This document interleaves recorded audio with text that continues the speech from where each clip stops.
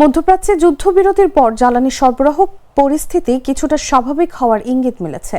আগামী 15 এপ্রিলের মধ্যে তরলীকৃত প্রাকৃতিক গ্যাস ও তরলীকৃত পেট্রোলিয়াম গ্যাস নিয়ে অন্তত 5টি জাহাজ দেশে পৌঁছানোর কথা রয়েছে।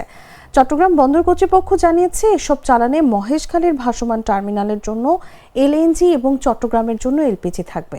শুক্রবার মালয়েশিয়া থেকে 2470 টন এলপিজি নিয়ে মর্নিং জেলি জাহাজ চট্টগ্রাম বন্দরে পৌঁছাবে। একই দিনে যুক্তরাষ্ট্র থেকে প্রায় 69,000 টন এলএনজি নিয়ে ইএমইআই মহেশখালীর এফএসআরইউতে আসবে। লিলি আল্ট্রাসফট সিরাম জেল, যা গভীর থেকে স্কিনে দেয় 3 গুণ সিরাম হাইড্রেশন। সিরাম জেল হাইড্রেশনে ব্রাইট থাকো সব সিজনে।